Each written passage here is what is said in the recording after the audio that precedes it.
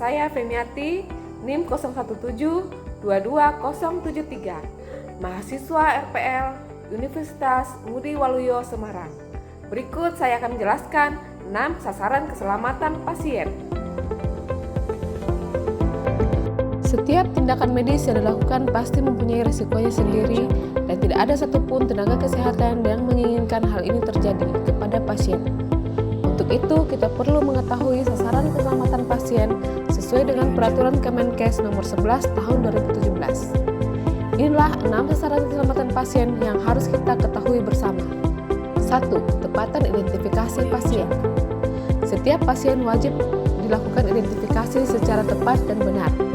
Jika pasien masuk rawat inap, maka akan dipasangkan gelang identitas sesuai dengan jenis kelamin. Biru untuk laki-laki dan pink untuk perempuan yang berisi 1. Nama lengkap, 2. Tanggal lahir pasien, 3. Nomor rekam medis, 4. NIK.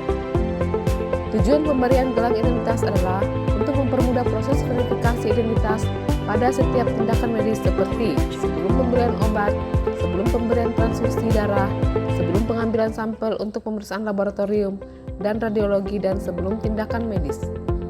Pada gelang ini akan disematkan juga penanda kondisi khusus pada pasien dengan warna yang berbeda sesuai tujuannya.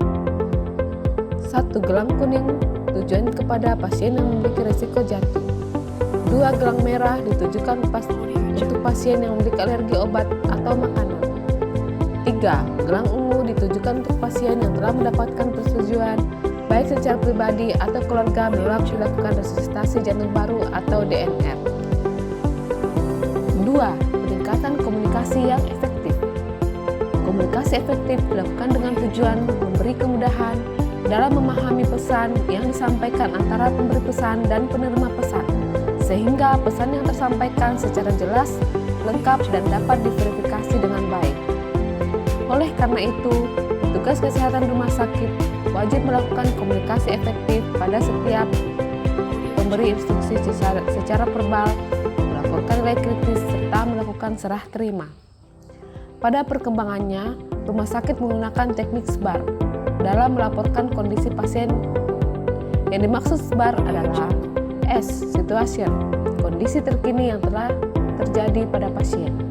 B. Background, informasi penting yang berhubungan dengan kondisi pasien terkini. A. Assessment, pengkajian kondisi pasien terkini.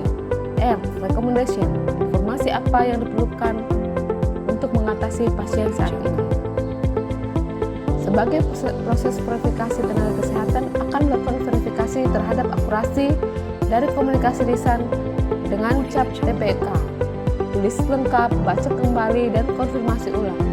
Dokter DPJP akan menandatangani perintah pada cap TPK sebagai tanda telah menverifikasi perintah yang telah diberikan.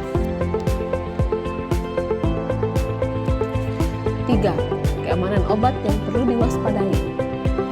Yang dimaksud obat yang perlu diwaspadai adalah obat-obat high alert medication yang terdiri dari 1. Elektrolit pekat, 2. Obat narum yaitu obat rupa ucapan mirip atau disebut juga dengan lasa, serta obat-obat narkotika dan sitotoksik.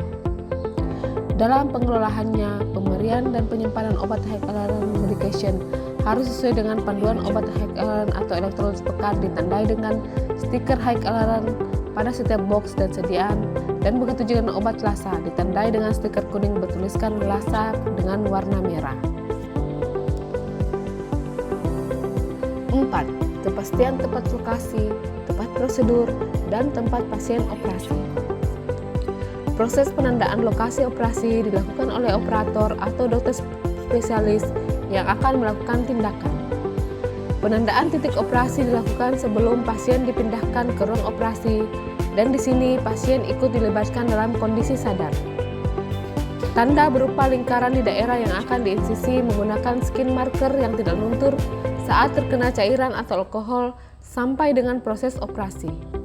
Lokasi operasi juga harus digambarkan pada formulir penandaan sebagai informasi tindakan operasi dan disetujui oleh pasien.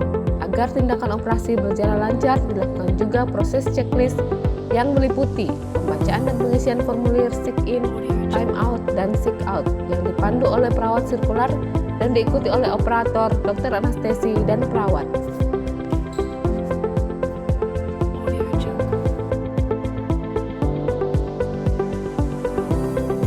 5.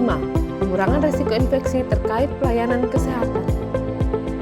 Semua petugas kesehatan di rumah sakit wajib melakukan 6 langkah kebersihan pada tangan dan 5 momen yang telah ditentukan, yakni 1. Sebelum kontak dengan pasien, 2. Sesudah kontak dengan pasien, 3. Sebelum tindakan aseptik, 4. Sesudah terkena cairan pasien, dan sesudah kontak dengan lingkungan sekitar pasien.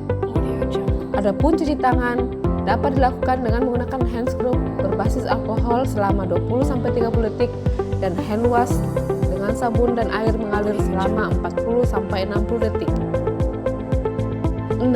Pengurangan risiko pasien jatuh. Penilaian risiko jatuh untuk pasien rawat inap dilakukan saat awal pengkajian pasien. Dilakukan oleh perawat dengan menggunakan skala penilaian Humpty Dumpty pada pasien di bawah 18 tahun dan skala Morse untuk pasien dewasa. Penandaan pada pasien risiko jatuh di rawat inap dipasang gelang kuning pada pasien dan logo pasien jatuh yang digantung di tempat tidur pasien. Bagi pasien rawat jalan dan IGD, penilaian risiko jatuh menggunakan pengkajian Get Up dan Go Test pada penandaan pada risiko jatuh. Dipasangkan pita kuning pada lengan pasien.